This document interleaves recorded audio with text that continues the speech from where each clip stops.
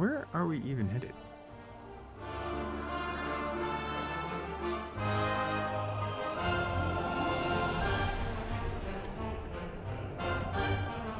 In the evening, after your escape from Mithridania, you recover from your exertions around a campfire.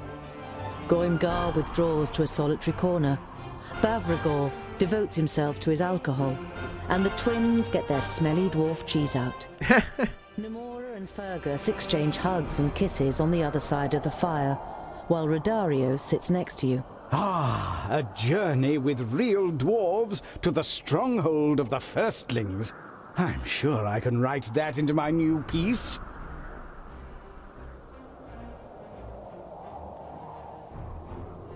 We're far enough away from Mithridania. Perhaps we should part ways tomorrow morning.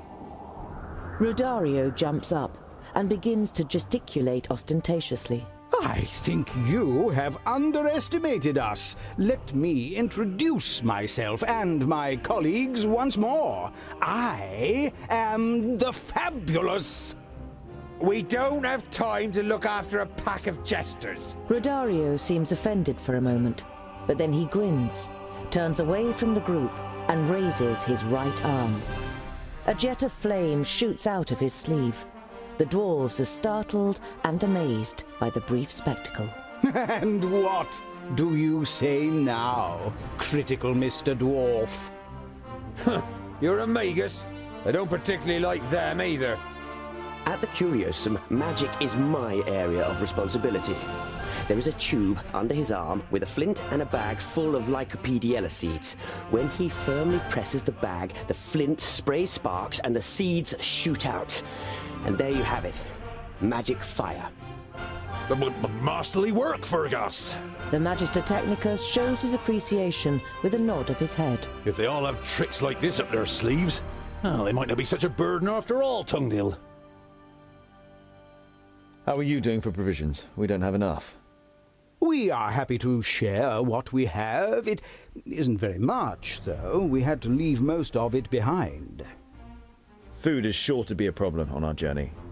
Winter's only just beginning to leave Wayan, and people will be keeping a tight grip on the stocks they do have because of the orc attacks. We have to be frugal and organize as much food as we can. It wouldn't be much of a heroic story if we starved on the way to the firstlings.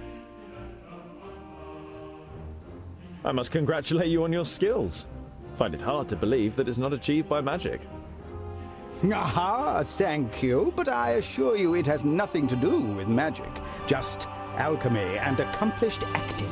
We leave the sorcery to the magi. Don't mention them. There's no love lost on Andakai and her walking iron tower. You've met Andakai the Tempestuous? That is unbelievable. How was she? She ran away to the outer lands. A damn disgrace. Andakai had her reasons to leave us.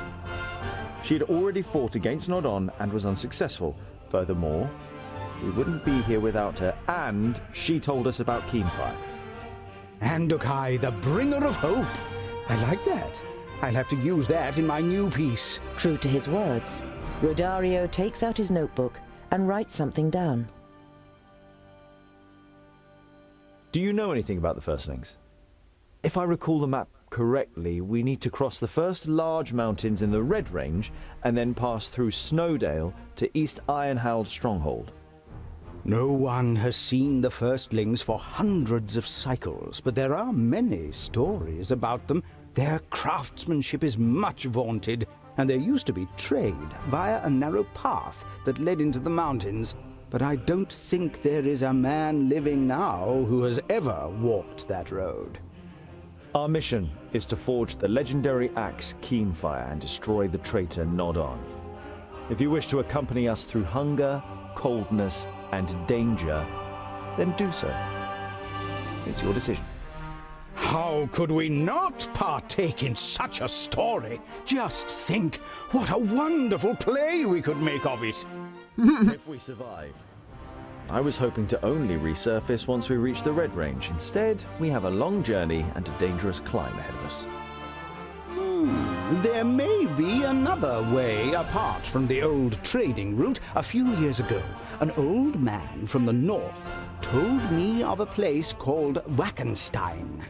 Apparently, there is an old path there, older than the dwarven tunnels themselves. Legends and stories. There's too much uncertainty. Let's just see what the next few days bring.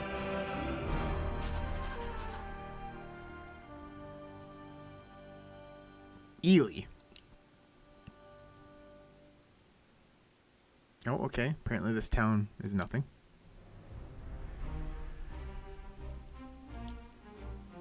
Oh, -8 a day.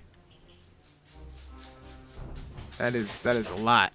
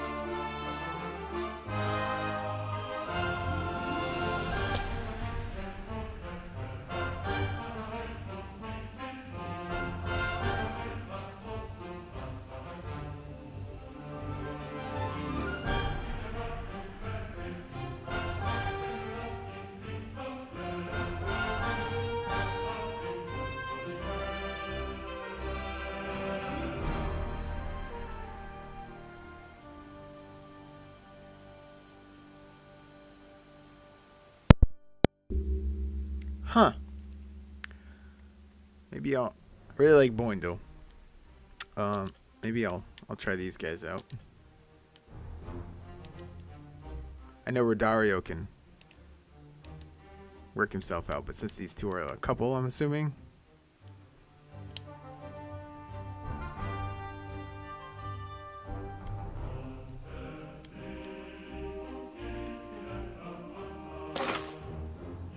Ah, no.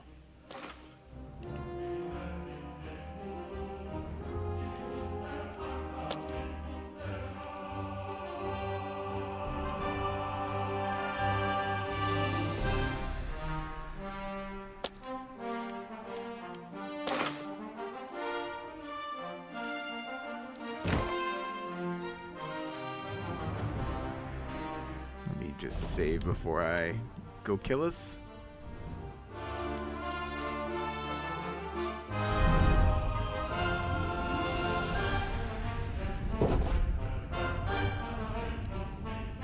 The all too familiar stench of tallow and grease reaches your nose. You know what this means.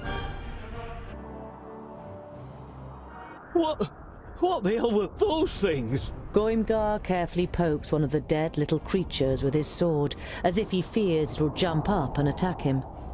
Have you never defended your past, Simmerbeard? Those are bögnilim.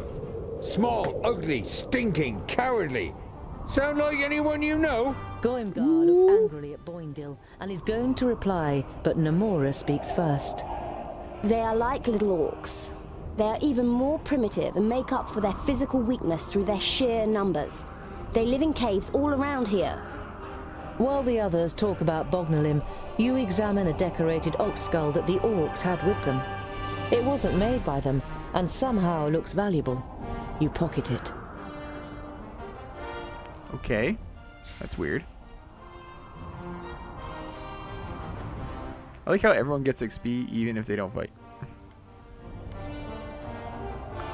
Namora is injured.